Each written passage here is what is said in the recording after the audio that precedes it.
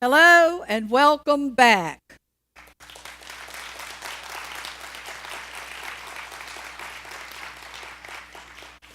We are going now into session 3 of Nation Against Nation, Kingdom Against Kingdom. What in the world is going on?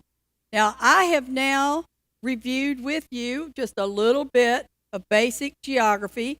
I've shown you a different world map, a map colored as it relates to nuclear power. I've taught you about the similarities and the differences between the two most prominent Islamic sects, Shia and Sunni. Now I'm going to click the lens of the proropter one more time, and I'm going to dare you to take a look, a hard look, at the most dangerous terrorist groups on earth. Who are the most dangerous terrorist groups on earth? We're going to deal with the top 5. They are number 1, Hezbollah, number 2, Hamas, number 3, the Taliban in Afghanistan, number 4, the new Taliban in Pakistan, and number 5, Al-Qaeda. I'm going to help you identify these terrorist groups. We're going to pinpoint where they are presently operating and what their agendas are. So let's deal first with Hezbollah, group number 1. They are composed of Shia Muslims. Remember, the Shia are the ones who believe they're directly related to Muhammad through Fatima. They are Shia Muslims. They're also called the Party of God. They were founded in 1982 with the help of Iran, ancient Persia, for the purpose of opposing Israeli forces in Lebanon. Now, Lebanon is located right on the northern border of Israel. The headquarters, now pay attention, put on your remembering cap. The headquarters for Hezbollah is in Damascus, Syria, and Syria is located very close to Israel. Syria is presently embroiled in the turmoil as President Bashar Assad slaughters the rebels who are protesting his regime. Now, Hezbollah also has a very strong contingency in Lebanon. So remember those two locations for Hezbollah. They're in Damascus, Syria, and they're in Lebanon. Very important in a minute. Hezbollah has very strong ties with Iran, as we know, as ancient Persia, and it's believed that up to 92% of Iranians are Shia, and you know their leader, Ahmadinejad. We've spoken about him. Now, Hezbollah is an arm or a vanguard for Iran. Think of it this way. Think of Lebanon and Damascus as puppets, and see the strings up here, and controlling the strings is Iran, and really controlling those strings right now is Ahmadinejad. So if he pulls up or down, Damascus and Lebanon will follow because they are all Shia. Remember, Iran is Shiite, Hezbollah is Shiite, Damascus and Lebanon, Shiite.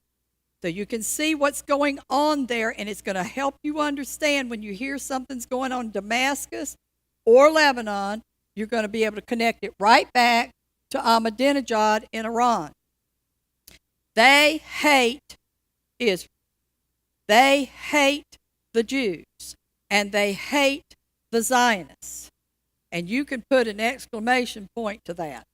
In 1992, Hezbollah took responsibility for killing 29 in the bombing of the Israeli embassy in Buenos Aires, and in 1994, Hezbollah killed 85 Jewish people by bombing a Jewish community center in Buenos Aires, and they are constantly raining down rockets and missiles on Israel. Group number 2, Hamas. Now, the first group was Shia. Hamas is Sunni. Sunni is the greater number. Remember, they don't have to be blood relatives. And they don't believe some of the things that the Shia believe, therefore they don't like each other. All right, Hamas is composed of Sunni Muslims. Now, the word Hamas means zeal. They were founded in 1987. Hamas's Palestinian Authority, or the PA president, is Mahmoud Abbas. And remember, they're located in the West Bank of Israel. And what is the West Bank of Israel? That is Judea and Samaria as we read the Bible. There are two parties of the Palestinian Authority. You have a Hamas party and a Fatah party. The Hamas party is in rule in the Gaza, and the Fatah are ruling in the West Bank or in Judea or Samaria. Now, the founding PA father and Nobel Prize winner, if you can believe it, Yasser Arafat, who signed the Oslo Accords in 1993, which we all know was more of a photo op than a real agreement because it took no time for him to break that treaty. And he said, we plan to eliminate the state of Israel and establish a purely Palestinian Arab state. Hamas is also known as the Islamic Resistance Movement. Now, as I told you, Hamas means zeal. The word Islam means submission. So Hamas is very zealous about your submission to Islam. They have the largest Palestinian militant movement, and as I said, they have ruling power in the Gaza, which remember was given to them in phase 1 of the roadmap to peace. Now, Hamas opposes the more secular Fatah party, which the United States supported in their elections because they seem to be more moderate. However, Hamas now is courting Fatah and wants to kiss and make up. Why? For the sake of jihad against Israel. You know that old saying, the enemy of my enemy is my friend, where you're going to begin to see a whole lot of that among Islam, in Islam, and among the followers, how Shia and Sunni are having play dates and Fatah and Hamas. So what in the world's going on with that? We're going to find out. Now, Hamas refuses to recognize the state of Israel, and they seek to establish an Islamic state in Israel, especially in the West Bank and the Gaza. So in other words, they already have the Gaza, which was part 1 of the roadmap for peace. Now they want phase 2 to take effect, which would be the possession of the West Bank of Israel, which is Judea and Samaria. And this, they hope, will be followed by phase 3 of the roadmap to peace, which is where Jerusalem is divided east and west, and the eastern portion, where the holy sites are, will then be given to the Palestinians as the capital of their new country or state. But will this be enough? Here is a quote from a senior Hamas leader recently. He said, neither the liberation of the Gaza Strip nor the West Bank or even Jerusalem will suffice for us.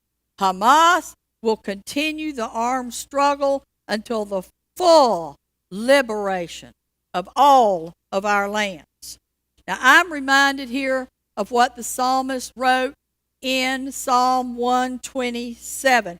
Thinking of Israel saying this, I am a man of peace, but when I speak, they are for war. The Hamas terrorists are Sunni extremists, all capital letters. They're called radical terrorists. They are suicide bombers. And presently, the Palestinian Sunnis from the Gaza are undergoing intensive war training in Shia Iran. So Iran is training the Sunni warriors. Why? What's up with that? What have they got planned? Why would they care if they were trained? Hamas will recruit their suicide bombers. Then they have very religious indoctrinations and lectures, and they will go on long, long fasts. And these young recruits are watched for any sign of wavering. They will have ritualistic absolutions, and they always put on clean clothes before they blow themselves up. So what's the reward in all that? Well, most scholars say that the death will be painless, and there will be dozens of virgins awaiting them in paradise. One very noted scholar said that really was better interpreted as 70 golden grapes. Now, all I can say is there's going to have to be some kind of tasty grapes if they're willing to blow themselves up for these grapes. Now, Hamas in the Gaza, remember that's the southern part of Israel, fire missiles and rockets into Israel constantly, mainly in Sderot, recently Ashdod, in the southwest portion of Israel. So you've got Hezbollah raining down rockets from the north. You've got this group of Hamas throwing in their rockets and missiles from the southwest. Imagine if that were your country and that's what you had going all the time. On March the 24th, 2012, Fatah P.A. Mufti, religious leader, he was citing the Hadith. Remember, that's the writings of the things that Muhammad supposedly said. And he said the destiny of Muslims is to kill Jews. In other words, kill a Jew and go to heaven.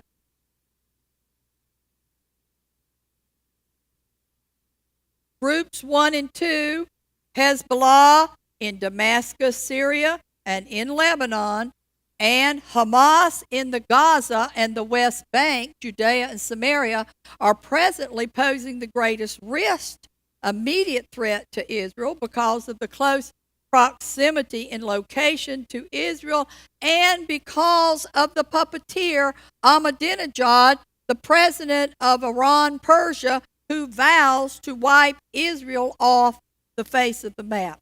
Now we have group number 3. This is the Taliban in Afghanistan. They are mostly Shia Muslims. The Afghanistan in Taliban was founded in 1996. This Taliban is also known as the Students of Islamic Knowledge Movement. They belong to that group I told you about, that Mujahideen, those holy warriors, those 600,000 approximately of the most dangerous men who ever walked the face of the earth, who are located all over the world. They were especially active in 2001, a year that no American is ever going to forget. There is now a resurgence of this group in Afghanistan, which caused the surge of U.S. troops there. And I don't need to remind you that Afghanistan is in a mess right now as they are rioting over the destruction or the burning of the Qurans by the American forces and the killing rampage of a rogue soldier. Now, the Taliban in Afghanistan are Shia. I want to tell you they are they're very strict Shia, They believe in Sharia law, the holy law, which they are presently even trying to install, as I told you, in Europe and in France, in Great Britain. In case you're not familiar with Sharia law and you think, well, maybe it's not all that bad, just let them do it, it includes these things. It is floggings and chest-deep burials so the hands cannot ward off the stones that are hurled by them by religious sheiks. They believe in public executions, especially of homosexuals. But sometimes they just opt to burn the homosexuals. They outlaw very frivolous activities like kite flying, TV, internet, and music. The Sharia law demands that all men wear beards, and this holy law is known for the terrible treatment of women in order to safeguard her honor. Now, these laws for women include no school attendance, no working outside the home, no leaving home without a male relative. This is punishable by beating and or death. No fingernail polish. You can have your fingernails removed or ripped off for that one. And this Sharia law is what they hope is going to be worldwide. And the Taliban in Afghanistan operated most of the terrorist training camps. The Taliban in Afghanistan hates Israel. They hate the Jews, and they hate Zionists. Exclamation point. Now we've got the fourth group, the new Taliban in Pakistan. Now, group number 4 are mostly Shia Muslims. Folks, this ain't your everyday garden variety Taliban. The new Taliban in Pakistan was founded in 2008. This Pakistan in Taliban was founded by Batullah Masood, who was killed by the CIA. They are, as the name suggests, located in Pakistan. Now, they are very, very strict Shia. Remember, the Taliban in Afghanistan just got one bear. They are very, very strict. And they are associated with the Taliban in Afghanistan. And let us not forget that the late Osama bin Laden found his hiding place in Pakistan, if that gives you a clue as to whether or not we can really trust them. They hate Israel. They hate the Jews. And they hate Zionists. Now we have group number 5. This is Al-Qaeda, mostly Sunnis. Al-Qaeda was founded in the 1980s. Their founder is someone whose name is very familiar to Americans, the late Osama bin Laden, who was a billionaire from Saudi Arabia. They are an international terrorist group located mainly in Afghanistan. Now, the goals of Al-Qaeda are, get ready because they say it's coming, their goal is a world ruled by strict Shia Islamic law. They want to expel all Westerners and non-Muslims from Muslim countries, and they state they want to kill United States citizens, civilians, or military, and their allies everywhere. Everywhere. Now, I'm going to make a very strong point, and this is going to help you really understand what in the world is going on. They call Israel the little Satan, but they call America the great Satan. Taking down Israel is only a means to eventually taking down America. And once Israel is regained, the Muslims believe they're going to be so emboldened and so fired up. Now the divided Sunni and Shia will be fired up together and emboldened to what? Take America, the great Satan, down. Because we, they believe, are what's standing between them and world Islamic law.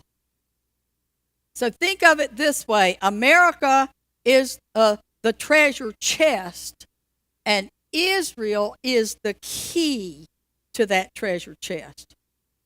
Al-Qaeda is also known as the Osama bin Laden Network Organization, the Islamic Salvation Foundation, the World Islamic Front for Jihad, and the Group for the Preservation of Holy Sites. They are the base of the Islamic Army. They are crusaders. They are Sunni extremists. They hate Israel.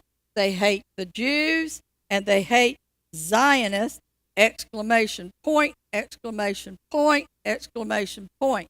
So by now you're seeing what the common denominator is among the five worst terrorist groups in the world, and that is their profound hatred of Israel, of the Jews, and of Zionists who support Israel. So let's review. The Shia terrorist groups are Hezbollah, located mostly in Damascus or Lebanon, the Taliban in Afghanistan, which I said was very strict Shia, and the new Taliban in Pakistan, which I told you was very, very strict Shia.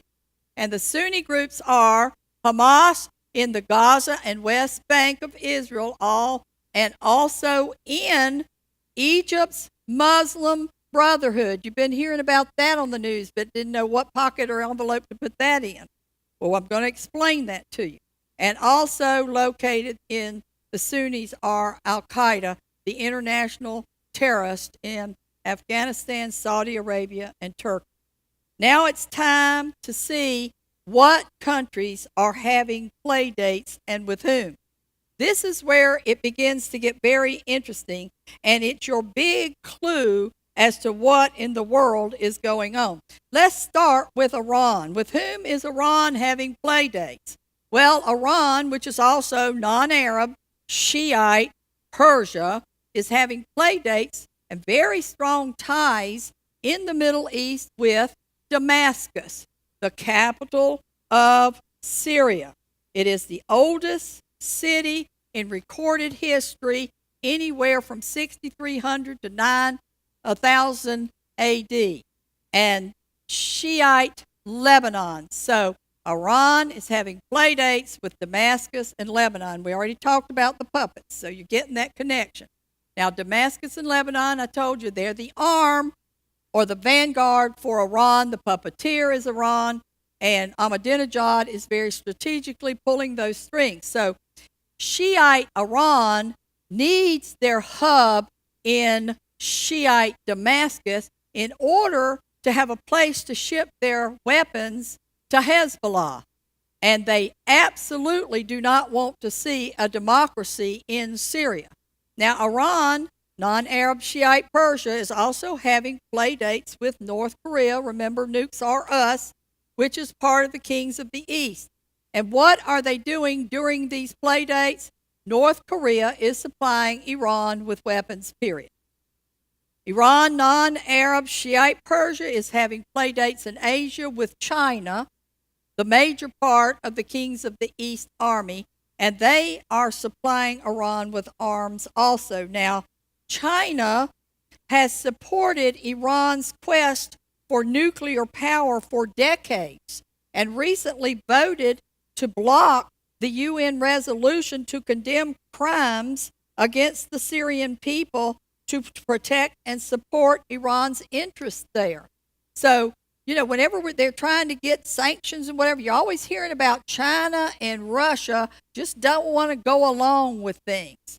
All right, well, why? Because they're supplying all these weapons to Iran, so it's to their interest to see that Iran's interests are taken care of, and we know that Iran has interest in Syria, in Damascus, so they're not going to do anything to make it hard for Iran because they're supplying her with the weapons. All right, Iran, non-Shiite Persia, is getting weapons and nuclear technology. They even got a plutonium rod to fuel their first reactor during their play dates with Russia, or Magog, the Bear of the North, and a country basically with no religion. Now, Iran is trying to form new playmates by establishing a transatlantic terrorist axis in South America. They're wooing Argentina to join Hugo Chavez of Venezuela, who is very anti-Semitic and a very public ally of Ahmadinejad. We've seen a lot of photographs lately of Ahmadinejad with Chavez. Well, now they're wooing Argentina to be part of this transatlantic terrorist axis in South America. And this growing presence in South America is very problematic because Iran now is trying to put together a $1 billion joint venture with Bolivia. And presently, Iran has embassies in Bolivia, Chile, Nicaragua, Colombia, and Uruguay. Iran is openly preparing another Holocaust for Israel. But don't say another to Ahmadinejad because he denies the Nazi Holocaust ever took place. That same event that is remembered in Israel every year as Yom HaShoah, or Holocaust Remembrance Day, and was the inspiration for Israel's motto, never forget. Can you understand now, when you see the president or prime minister of Israel come to this country pleading for help? Why? They are surrounded by countries that despise them and want to wipe them off the face of the map. They're a tiny little place about the size of New Jersey. And all those groups are there. They are on the northern border. There they are in the south. There they are inside of Israel in the West Bank. There they are just over in Syria. They've got Iraq, Iran. There's Turkey now. They're surrounded and they need help. And they're begging for help. And we're telling them, wait. All right. Russia. Let's see what kind of play dates Russia's having. She's not that picky. She'll play with both Sunni and Shia countries. Russia, Magog, has supplied Sunni Turkey, which is north of Israel as well, with weapons for the Sunni Al-Qaeda in Turkey. Russia, Magog, has ties with Shia Iraq or Babylon. Russia, Magog, has ties with predominantly Shiite Libya, which has a Sunni government. Russia, Magog, has ties with North Korea, parts of the kings of the east, and Russia, Magog, has ties with Shiite Syria, which is, remember, that's where Damascus is.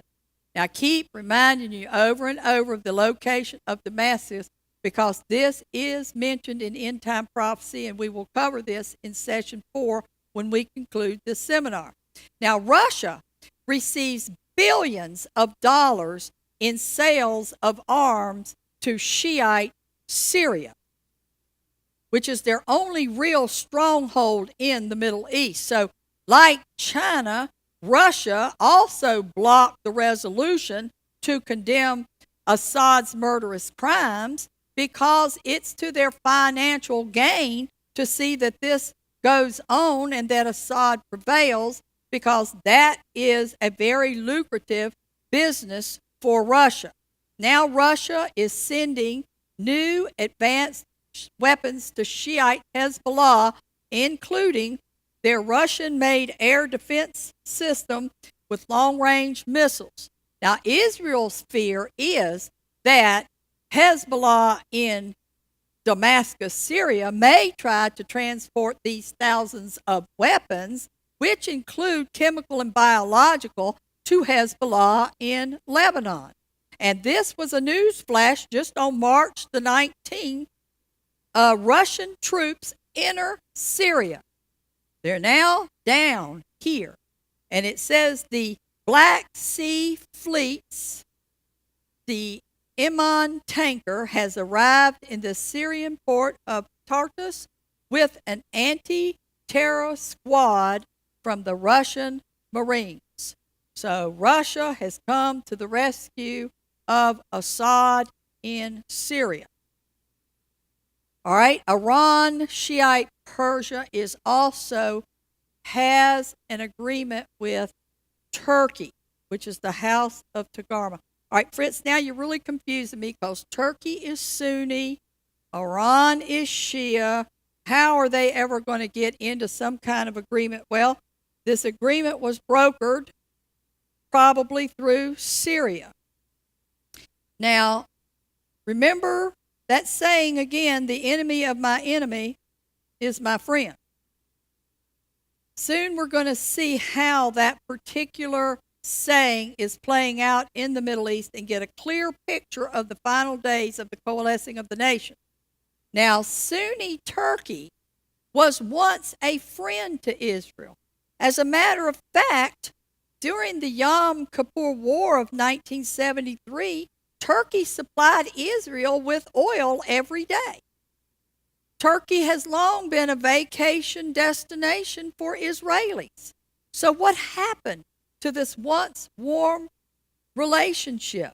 Well, what happened, says Bible scholar Lance Lambert, is a secretive agreement between Sunni Turkey and Shia Iran.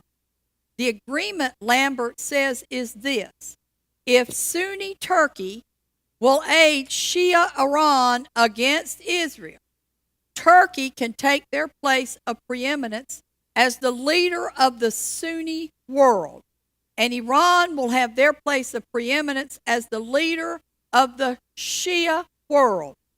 Turkey, which was once a strong friend to Israel, now has cooled off toward Israel. And what happened is what Bible prophecy told us would happen. Israel would be totally surrounded by her enemies, and now she is, even Turkey. You remember the flotilla incident. Turkey sent charity aid ships to the Gaza. That's where Hamas is. And Israeli soldiers boarded the ships, for which the liberal news media lambasted Israel, and the ship's cargo was subsequently photographed, and there were many restrictive items on board those charity ships, including weapons that were going into Sunni Hamas. On another note with play dates, what is happening with the Arab Spring? You know, the uprisings in Egypt with the overturn of Mubarak regime, and in Libya with the overthrow of the Muammar Gaddafi, and in Bahrain, Algeria, Tunisia, Yemen. Will enter the Muslim Brotherhood, Egypt's oldest and largest Islamic organization, founded by Hassan al-Banna in 1920. This group was even dissolved in late 1948 because of their involvement in attacks on British and Jewish interests in the world and their work with Adolf Hitler and the Nazis, as Adolf Hitler tried to establish a Mid-Eastern branch of the Nazi Party. So this Muslim Brotherhood that is stirring up all of these riots for this Arab Spring, supposedly this great, wonderful push for democracy, have their roots that go all the way back to Nazis. So guess who's back? To understand what's happening in Egypt and what is now happening, what happened and what is happening, you've got to understand what happened in the Iranian Revolution of 1979 and who's agitating these uprisings. Well, the revolution in Iran, that revolution was Shiite Iran, and it was an uprising by the populace or the people. The purpose of the uprising was to end the authoritarian regime of the Shah and to establish democracy. Does that sound familiar? And then the democratic elections took place and a leader was established, and then that leader was replaced with Khomeini. The result is that Iran now has one of the most repressive regimes in the world. Now, fast forward to February of 2011. The Egyptian Revolution was an uprising of the people, the populace. The goal was to end the authoritative government of Hosni Mubarak, and it happened. The military now has taken temporary control of Egypt until these democratic elections can be held. The elections have still not taken place, and there's great unrest now with this Arab Spring. Now, let's look at some of the likely candidates running. We have Arab League Secretary General Amir Mousseh, and he's presently leading in the polls. He was an outstanding advocate for Palestinian rights, and Mubarak had him removed from office because he became too popular with the people. And in 2001, this is what really triggered it, because there was the release of a hit song called I Hate Israel, I Love Mousseh. Well, that was the death knell for Mousseh. He had to leave. Now we have another candidate. This is former IAEA chief and Nobel Prize laureate Mohammed al-Baradei.